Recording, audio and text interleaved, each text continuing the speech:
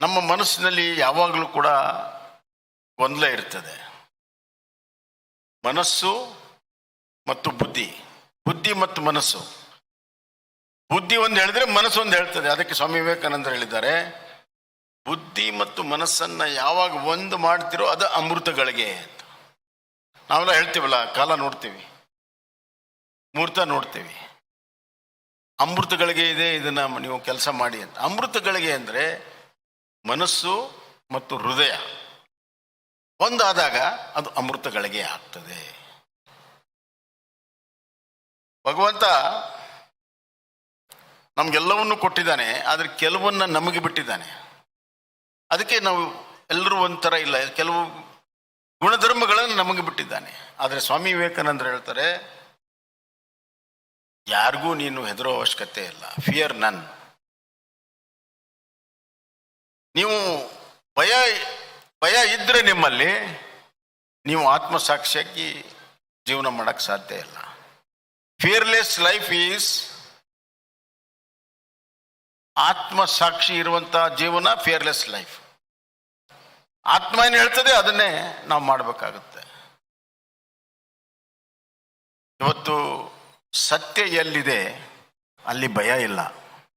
ಸತ್ಯಕ್ಕೆ ಗೆಳೆಯರಿಲ್ಲ, ಸತ್ಯಕ್ಕೆ ಭಯ ಇಲ್ಲ. ಸುಳ್ಳಿಗೆ ಗೆಳೆಯರಿದ್ದಾರೆ, ಸುಳ್ಳಿಗೆ ಭಯದ ನೆರಳು ಕೂಡ ಇದೆ. ಎಲ್ಲಿ ಸುಳ್ಳಿದೆ ಅಲ್ಲಿ ಭಯ ಇದೆ, ಎಲ್ಲಿ ಸತ್ಯ ಇದೆ ಅಲ್ಲಿ ಭಯ ಇಲ್ಲ. ಸ್ವಾಮಿ ವಿವೇಕಾನಂದರು ನಮಗೆ ಏಕಾತ್ಮದ ಕಡೆ ತೆಗೆದುಕೊಂಡು ಹೋಗ್ತಾರೆ. ಐ ಆಮ್ ದ ಸೋಲ್ ಅಂತಾರೆ. Because soul is not, it can't be destroyed it any forms. Therefore ಸತ್ಯಯುಗಕ್ಕೆ ಸ್ವಾಮಿ ವಿವೇಕಾನಂದರು ನಮ್ಮನ್ನ ಕರ್ಕೊಂಡು ಹೋಗ್ತಾರೆ. ಎಲ್ಲಕ್ಕಿಂತ ಮುಖ್ಯವಾಗಿ ಸಾಧನೆಯ ಬಗ್ಗೆ, ಬಹಳ ಸಾಧಕರ ಬಗ್ಗೆ ಬಹಳ ಅದ್ಭುತವಾದಂಥ ಮಾತನ್ನು ಹೇಳಿದ್ದಾರೆ. ಯಾವ ಸ್ವಾಮಿನೂ ಕೂಡ ಹೇಳಿಲ್ಲ. ನಾನು 9th ಸ್ಟ್ಯಾಂಡರ್ಡ್ ಇದ್ದೆ. ನಾನು ಯಾವುದೋ ಒಂದು ಪುಸ್ತಕ ತಗೊಳಕ್ಕೆ ಹೋಗಿದ್ದೆ, ಒಂದು ಅಂಗಡಿಗೆ, ಪುಸ್ತಕದ ಅಂಗಡಿಗೆ. ಅಲ್ಲಿ ಒಂದು ಸಣ್ಣ ಪುಸ್ತಕ ಇತ್ತು, ಸ್ವಾಮಿ ವಿವೇಕಾನಂದರು ಬರೆದಿರುವಂಥ ಸಣ್ಣ ಪುಸ್ತಕ ಇತ್ತು, ಲೈಫ್ ಆಫ್ಟರ್ ಡೆತ್ ಅಂತ. ನಾನು ತಗೊಂಡೆ ಅದನ್ನು, ಭಾಳ ಸಣ್ಣ ಪುಸ್ತಕ. ಅದನ್ನು ಓದಿದೆ, ಅರ್ಥ ಆಗಲಿಲ್ಲ. 2 ಸತಿ ಓದಿದೆ, ತಲೆನೋವು ಬರಕ್ಕೆ ಶುರು ಆಯ್ತು ನನಗೆ.